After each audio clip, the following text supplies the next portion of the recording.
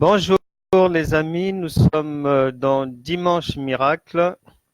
Bienvenue à tous. Habituellement le dimanche, on se retrouve à 15 heures, mais là, comme vous le savez, pour cause de déplacement en Belgique, aujourd'hui, on se retrouve donc, comme je l'avais annoncé, à 15h30 et il est 15h30 passé de quelques petites minutes.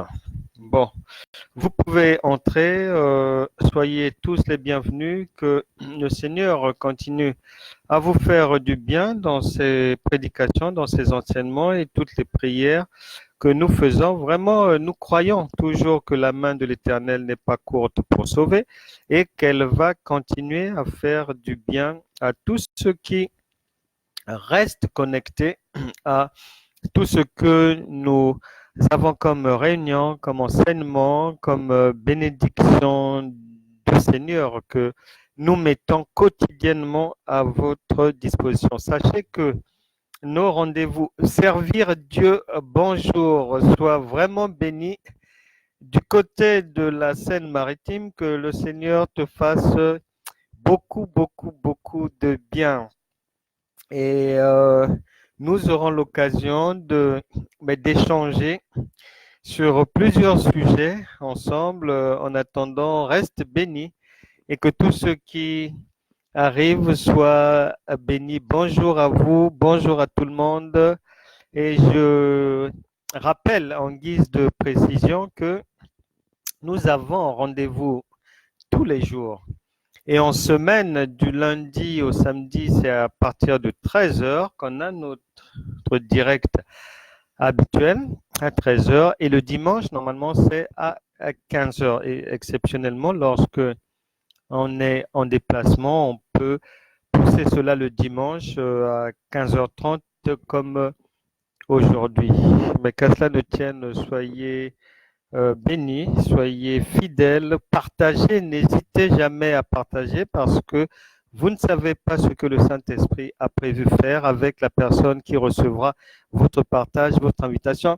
Bonjour, grosse bise à toi, ma sœur Edwige, Gertrude, Gonzia, sois abondamment bénie aussi et que tous ceux qui vont nous rejoindre aussi, je disais, n'hésitez pas à partager, à inviter des parents, des proches dans ces enseignements, dans ces prédications, dans ces prières.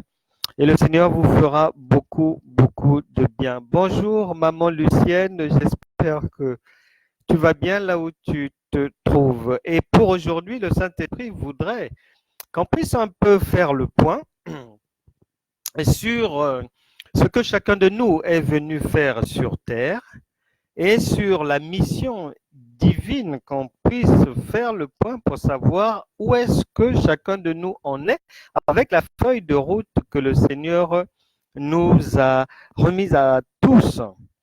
Pour introduire, sachez que sous l'époque de Moïse, Élisée, Élie, les Jonas, les Daniel et tous, les Jephthé, les Esther, Samson, les David et les Salomon, il y avait une loi qui conduisait l'humanité, la loi des 10 commandements, la loi de Moïse. On pouvait faire ceci, on ne pouvait pas faire cela et tout. Donc, il y avait des autorisations et des interdictions.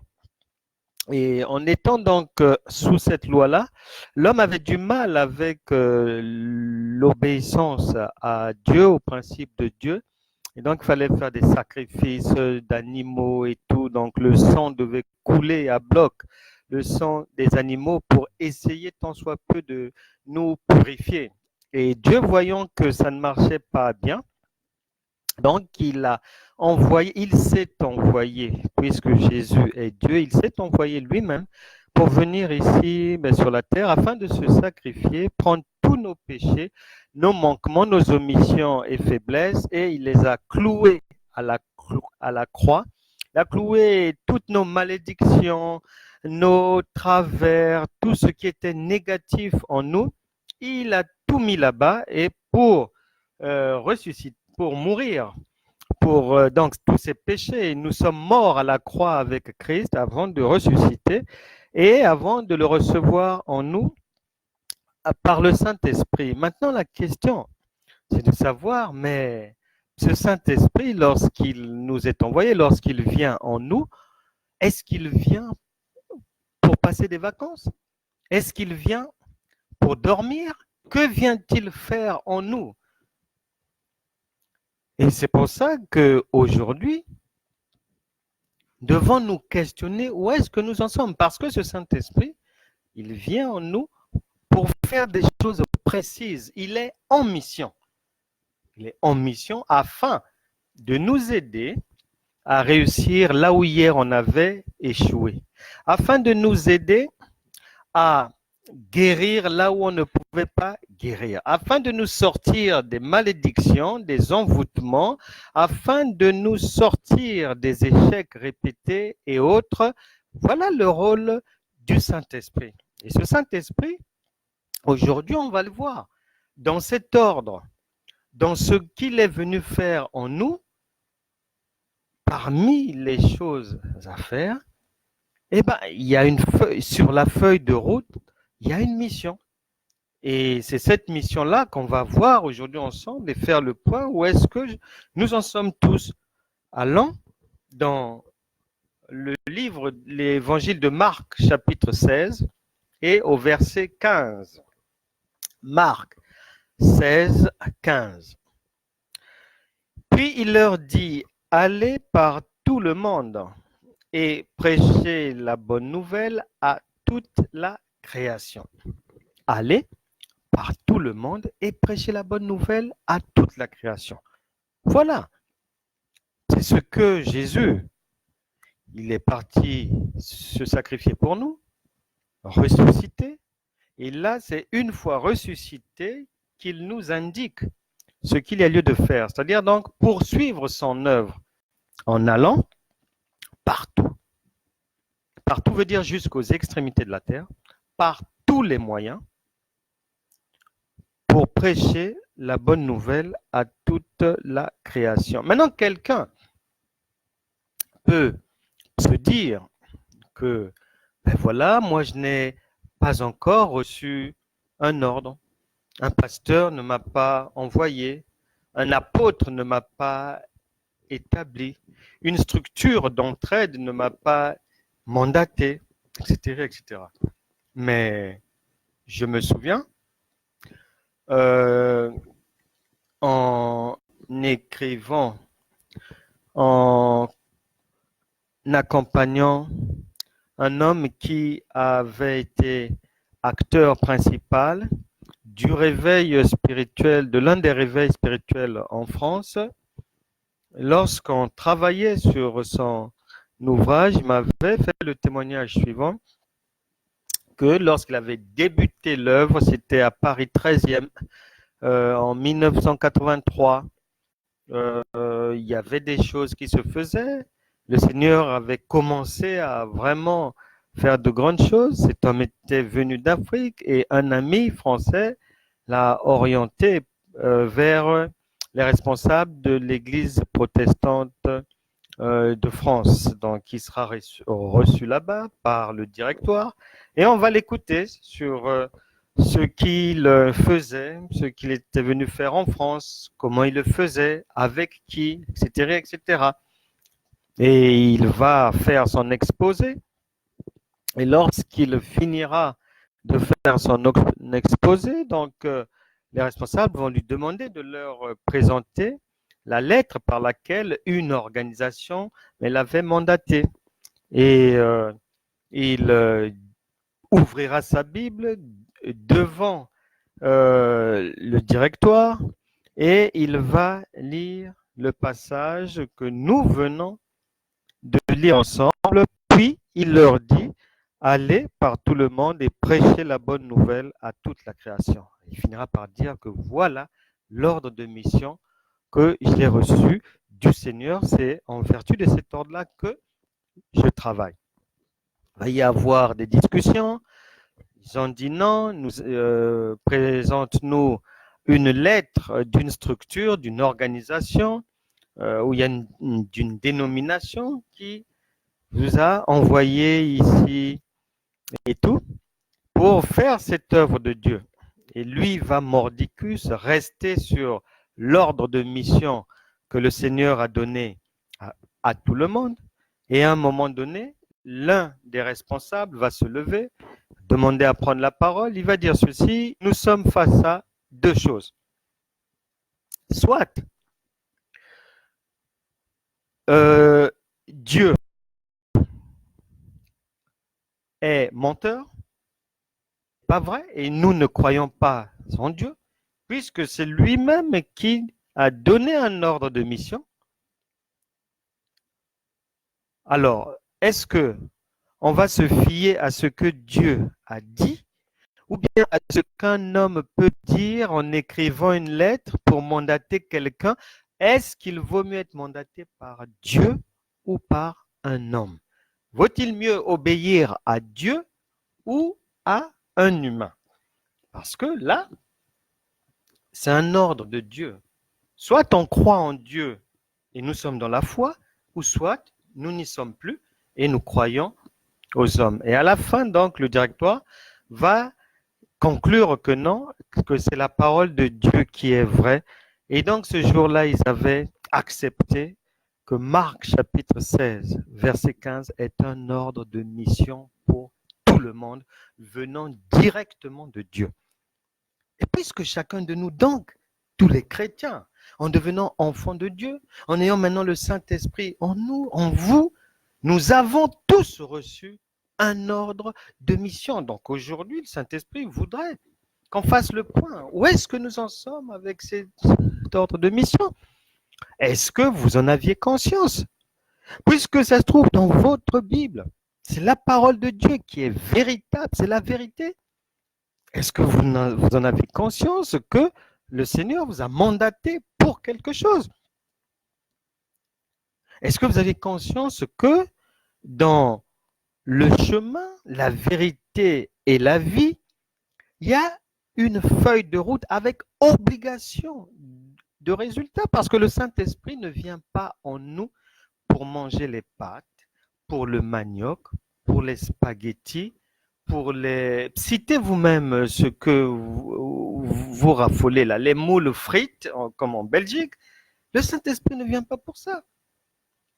Le Saint-Esprit vient pour accomplir des choses précises, pour nous aider à faire ces choses-là. L'homme fait sa part, Dieu aussi qui est maintenant en nous va faire sa part puisqu'il est fidèle. Luc chapitre 1, versets 74 et 75 stipule clairement que le Seigneur nous délivre de l'oppression, nous délivre des malédictions, nous délivre de la maladie, nous délivre de la stérilité, nous délivre du chômage, nous délivre des angoisses, des frayeurs de la nuit, des cauchemars, non pas pour rien. Pour nous permettre, afin que, après que nous serions délivrés de la main de nos ennemis, donc les ennemis, le chômage, la stérilité, les angoisses, perturbations, les insomnies, l'endettement, le veuvage, etc., etc. Ce sont les ennemis de nos vies, les ennemis de vos vies, les liens des familles, la coutume, la tradition, les violences faites aux femmes dans les ménages, l'impolitesse féminine dans l'église, en dehors de l'église, sur le lieu de travail, le bavardage, médisance et autres. Donc ces ennemis-là, la Bible déclare donc Luc 1, 74 à 75 que le Seigneur nous permet, après que nous serions délivrés de la main de nos ennemis, que nous venons de citer, de le servir sans crainte, en marchant devant lui dans la sainteté et dans la justice tous les jours de notre vie.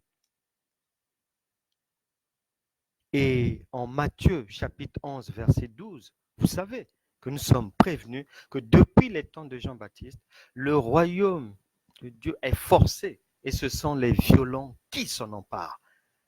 Donc il y a un combat, il y a une bataille, il y a une violence qui nous est imposée par les forces du mal. Vous savez, dans quelle époque nous sommes. Homosexualité encouragée, bénéficiant d'une large publicité, violence, drogue, dépravation des mœurs, guerre par-ci, pillage là-bas, viol là-bas. Voilà le monde d'aujourd'hui. Chômage ici, chômage là-bas, esclavage sexuel, exploitation des êtres humains, esclavage consistant à faire travailler les enfants pendant 15 heures, 16 heures pour faire de l'argent par les grandes multinationales et autres. L'exploitation de l'homme par l'homme de manière tous azimuts. Voilà l'époque dans laquelle nous sommes. D'où nous sommes face à des défis majeurs parce que nous ne savons pas comment ça se passera pour les générations qui vont venir. Si déjà aujourd'hui, là où nous en sommes, on crie au loup qui est rentré dans la bergerie, l'époque est problématique. Donc chacun a une mission, peu importe ce que nous sommes, peu importe là où nous sommes, à quel niveau nous sommes, peu importe si on a été à l'école ou pas, là n'est pas le problème de Dieu. Le problème de Dieu, c'est que chacun prenne conscience qu'il a sa part à jouer, qu'il a sa partition à jouer dans cet exercice qui consiste à sauver le plus grand monde des ténèbres du diable, des ténèbres de Satan. Et donc, chacun doit savoir, doit comprendre que nous sommes sauvés pour sauver. Et oui, nous devenons enfants de Dieu, non pas pour aller s'asseoir à l'église, non pas pour faire le trajet église-maison, non, pas pour ça, c'est pour atteindre les objectifs de Dieu, c'est-à-dire être sauvés pour sauver les autres. Nous avons reçu ce salut gratuitement, offrons-le aussi aux autres gratuitement. Qu'est-ce que vous faites dans vos familles? Est-ce que vous parlez de Christ à vos parents incroyants, à vos frères, à vos sœurs? Que faites-vous de vos collègues drogués? Que faites-vous de vos voisins, voisines dans ce monde en déliquescence? Qu'est-ce que vous faites pour eux? Qu'est-ce que vous faites pour essayer de les sauver, leur tendre une perche du salut? Et il faut savoir que dans l'ordre de mission que nous avons reçu du Seigneur, d'aller apporter la bonne nouvelle, il y a quelque chose de fondamental, qui est que il est difficile de bien accomplir cette mission à l'extérieur, alors que dans notre propre maison, le compte n'y est pas. Parce que la première église d'un homme, d'une femme, c'est sa maison. Et c'est là où il faut se poser la question. Est-ce que dans les murs de chez vous, est-ce que vous avez réussi? Est-ce que madame, si on interroge votre mari, quel sera son témoignage à votre sujet? Monsieur, si on tend un micro à votre conjointe, que dira-t-elle de vous? Est-elle maltraitée? Est-ce que vous vous occupez bien d'elle? Parce que c'est là. Le début de la mission, c'est dans les 4 murs de chez soi. Est-ce que vous êtes dans le positif ou votre bilan est plutôt dans le négatif? Si on fait le point. Qu'est-ce que vos enfants peuvent dire de vous? Êtes-vous un parent conscient, inconscient? Est-ce que vous fumez devant vos enfants? Si on interroge vos enfants, est-ce que ça sera bénéfique pour vous ou non? Voilà ce que le Saint-Esprit nous invite à constater, à observer, à examiner. Si, dans l'ordre de mission que Dieu a donné, est-ce que nous sommes dans les clous? Est-ce que chez nous ça va pour aller apporter le secours dehors? Ou bien c'est l'inverse. Donc il y a quelque chose qui cloche. Parce que la mission commence d'abord dans nos quatre murs. Si nous ne sommes pas à même de donner la vie dans nos familles, donc nous ne sommes pas vraiment qualifiés pour le faire à l'extérieur. Parce que dans la vie terrestre, la vie humaine, c'est celui qui a l'expérience de quelque chose qui peut transmettre aux autres. Un moniteur d'auto-école peut nous apprendre à conduire parce qu'il a appris à conduire, il sait le faire. Donc, pour que vous puissiez apporter la bonne nouvelle en dehors de vos murs, de manière convenable et avec l'assistance du Saint-Esprit, une assistance promise par le Seigneur. Marc chapitre 16, verset 20, à la fin du verset, il est bien dit, le Seigneur travaille avec eux et confirme la parole par les miracles qui l'accompagnent. Voilà. Mais si déjà chez vous à la maison, dans votre famille, dans la famille élargie, votre témoignage n'est pas bon ou bien qu'on ne vous a jamais vu parler du Christ, on n'a pas vu votre caractère s'améliorer, vous êtes toujours belliqueuse, violent, vous êtes toujours dans le vin, l'alcool, les liqueurs fortes, il y a un problème. Il y a un problème. Donc, le Saint-Esprit voudrait qu'on puisse faire ce nettoyage en nous pour bien accomplir la mission. Et ce nettoyage doit être à 3 niveaux. Au niveau du caractère. Par exemple, si j'étais colérique hier, que je fasse des efforts pour ne plus l'être. Si j'aimais bien être entouré des gens de mauvaises mœurs, puisque la Bible dit les mauvaises compagnies corrompent les bonnes mœurs. Donc, je change. Et puis, si je n'allais pas apporter la bonne nouvelle, si je ne me déplace pas, si je ne le fais pas, c'est jusqu'aux extrémités de la terre par tous les moyens. Et c'est ce que nous faisons, même à travers les réseaux sociaux qui nous permettent d'arriver aux extrémités de la terre, ce que physiquement, nous ne pouvons pas faire. Telle est la volonté du Seigneur. Vous devez le faire. Vous devez le faire.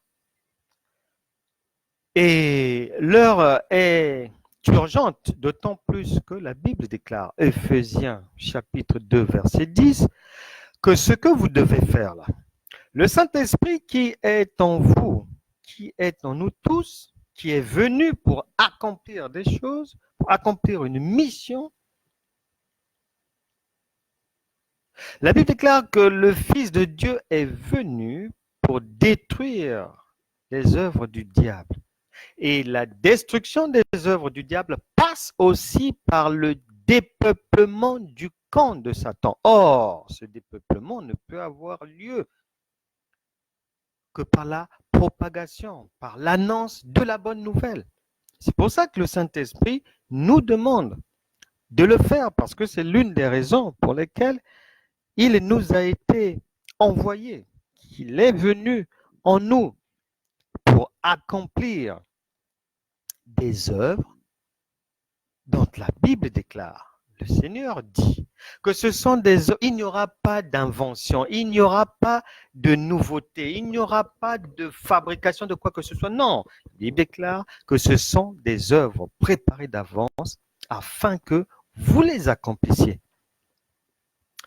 Les vies humaines ressemblent à des cases vides, cases spirituelles, que vous êtes maintenant censé remplir par des actions physiques d'annonce de la bonne nouvelle pour que le plus grand nombre soit sauvé. de ce monde vraiment obscur. L'autre jour, on a évoqué l'attribution reçue par chacun de Dieu, que chacun est un sel et une lumière, sel pour donner le goût à la vie des autres, et une lumière pour éclairer les autres, les conduire dans le bon chemin. Jean chapitre 4, verset 35, le Seigneur Jésus, parlant, il dit, je vous le dis, levez les yeux et regardez les champs qui déjà blanchissent pour la moisson. Tous les ingrédients de la maturité de ce qui a été planté, semé, tous les ingrédients annonçant l'heure de la moisson sont là. Guerre par-ci, l'antéchrist, la perversion même dans l'Église, les violences, les cœurs endurcis, tournés vers le mal à travers le monde. Les fondements sont renversés dans les sociétés.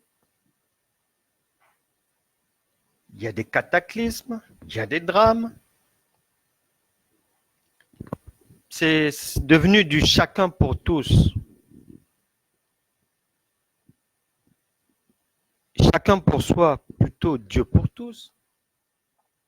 Et voilà, c'est comme ça qu'on avance dans ce monde. Mais le Seigneur dit que oui, c'est là, l'heure est là, pour aller récolter. Récolter, c'est-à-dire pour aller sauver les autres, leur annoncer le Christ. Et pour ceux qui s'y connaissent un peu en pêche, le Seigneur avait dit à Pierre de jeter le filet plus loin. C'est ce qu'il nous dit aussi aujourd'hui. Jetons nos filets plus loin pour pêcher des âmes, afin de dépeupler le camp de Satan, pour conduire les gens à la lumière de Dieu. Car si le Saint-Esprit qui est en nous n'est pas mis à contribution pour ce pourquoi il est venu habiter en nous, nous aurons des problèmes. Et c'est peut-être la raison pour laquelle bon nombre d'entre vous se retrouvent aujourd'hui dans des problèmes. Nous n'avons pas de problèmes parce que uniquement les gens, quelqu'un vit dans le péché ou bien a péché. Ah non. Il y a plusieurs manières d'être désagréable à Dieu, d'être dans la désobéissance. Et ne pas accomplir l'ordre de mission est un péché. Souvenez-vous, le Seigneur a dit que celui qui a, il ajoutera. Mais celui qui n'a pas, donc qui n'aura pas porté du fruit, qui ne porte pas du fruit, même le peu qu'il a déjà eu à faire, lui sera retranché. C'est pour ça que, prenant l'image des hommes via un arbre fruitier, le figuier, puisque le Seigneur a dit que celui qui ne portera pas de fruit, il sera coupé. Il a dit que s'il n'y a pas de fruits, on reconnaîtra chacun à ses fruits. Mais celui qui n'en a pas, coupé, brûlé. Peu importe le nombre d'années dans l'Église, peu importe les va-et-vient, Église, maison, peu importe les services rendus aux hommes dans l'Église, peu importe, coupé, retranché, mis à la poubelle, brûlé. Donc, nous devons faire attention.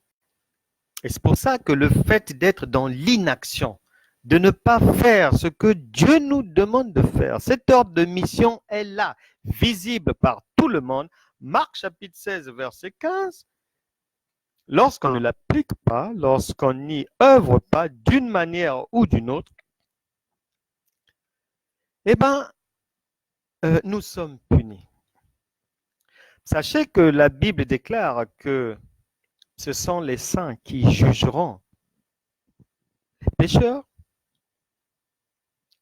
Ça veut dire que les enfants de Dieu, ceux qui auront été agréables à Dieu, il est dit pour nous que les morts en Christ ressusciteront. Par conséquent, nulle personne ressuscitée ne peut être convoquée devant encore un tribunal.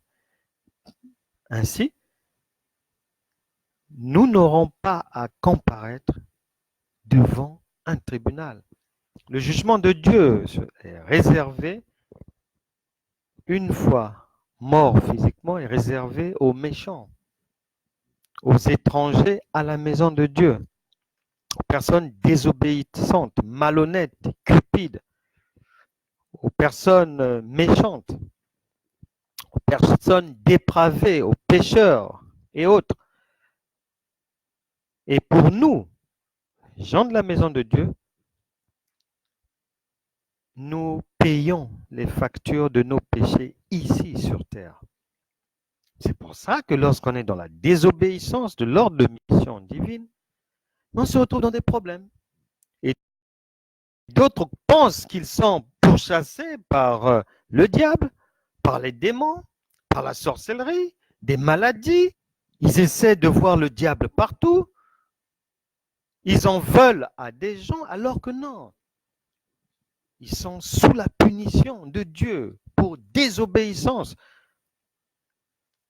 Parce que les gens n'obéissent pas à l'ordre reçu du Seigneur. On reçoit cet ordre dès le premier jour où on devient enfant de Dieu, où on a accepté le Seigneur comme notre Seigneur et Sauveur.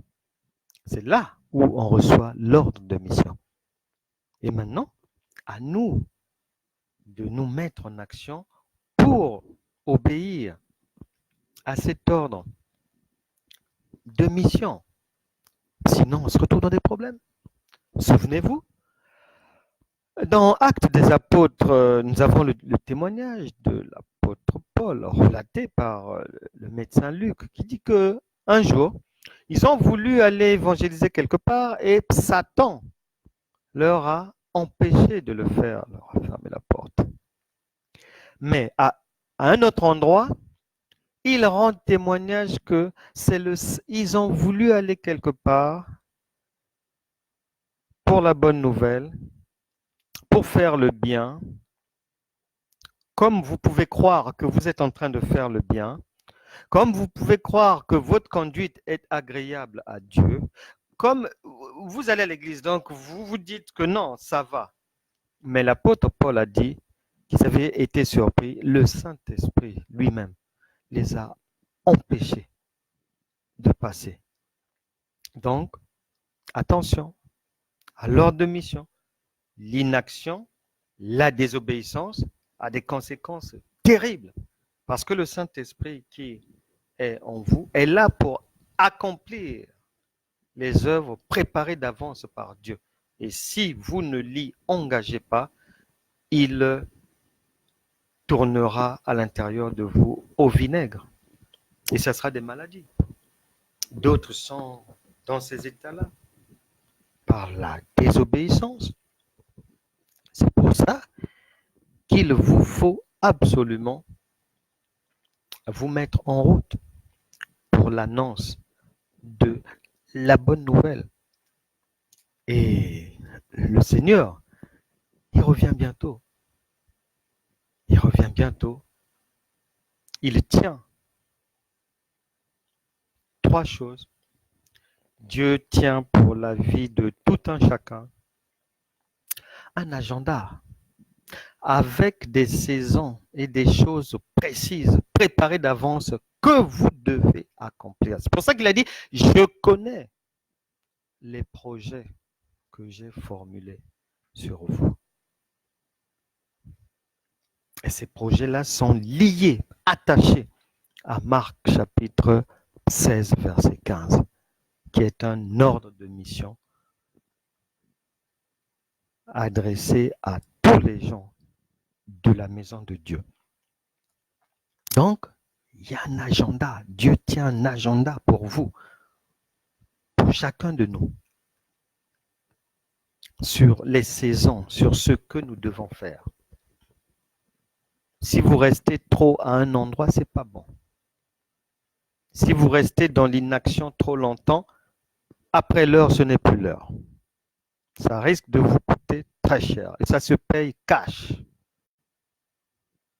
Dieu est patient, mais comme la vie humaine est calculée, elle est courte. Donc à nous d'être dans le timing divin. Obligatoirement, on doit faire des efforts pour demeurer dans ce timing et y accomplir ce que l'on doit accomplir.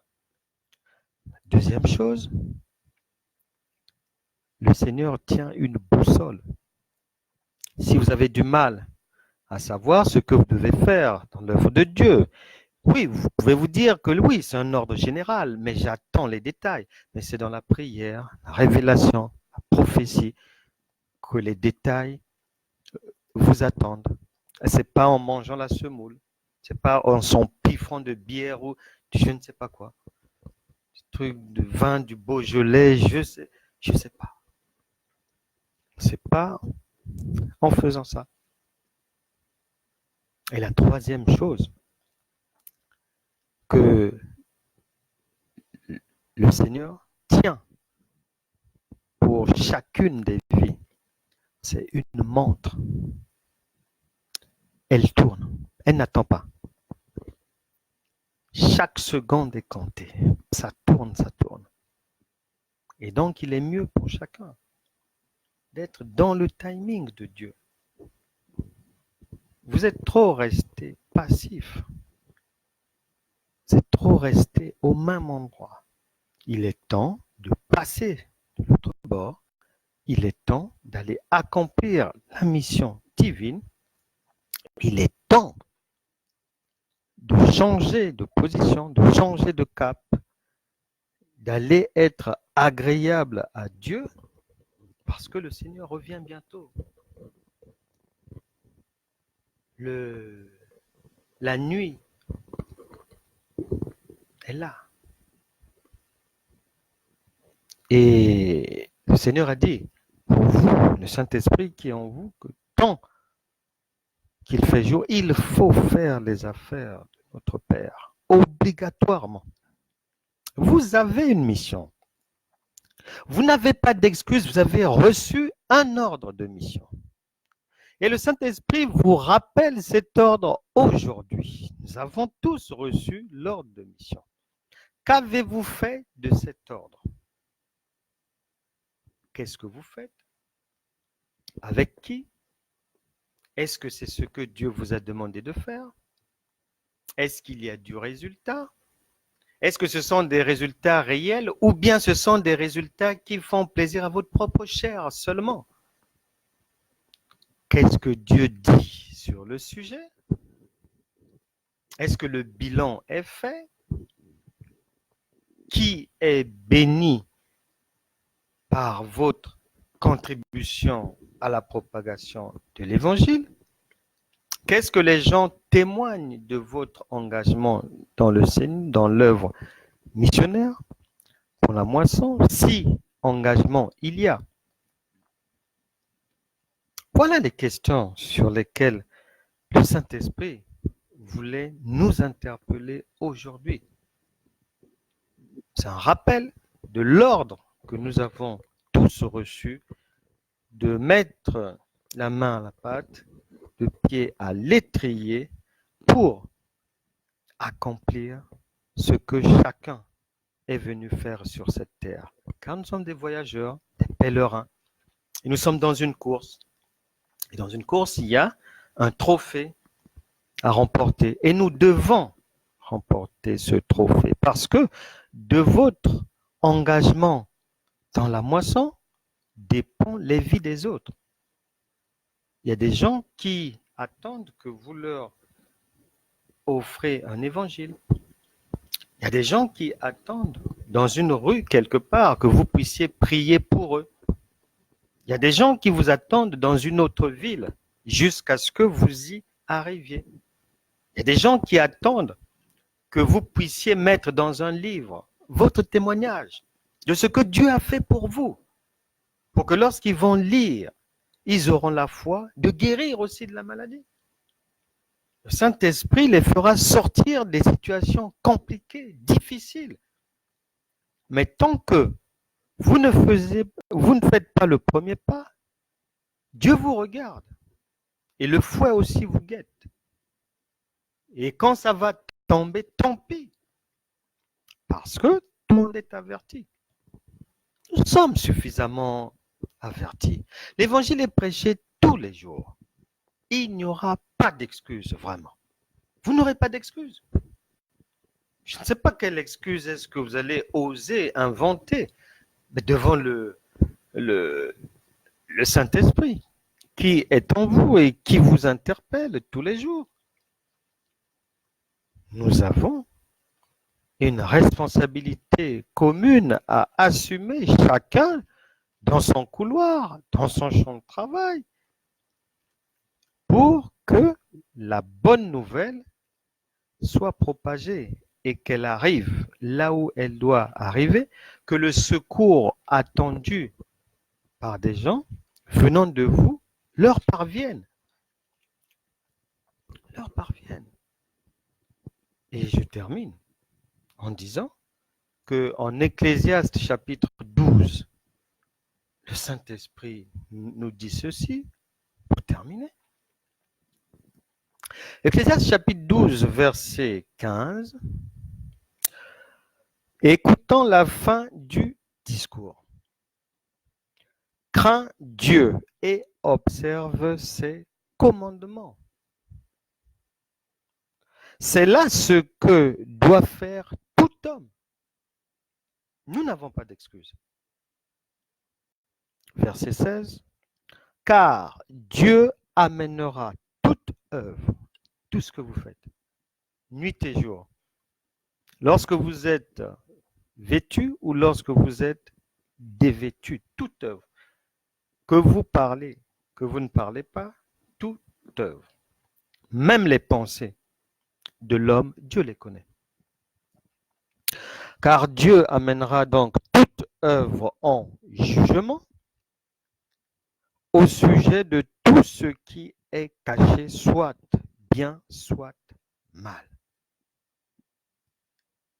Bien-aimés du Seigneur, nous savons que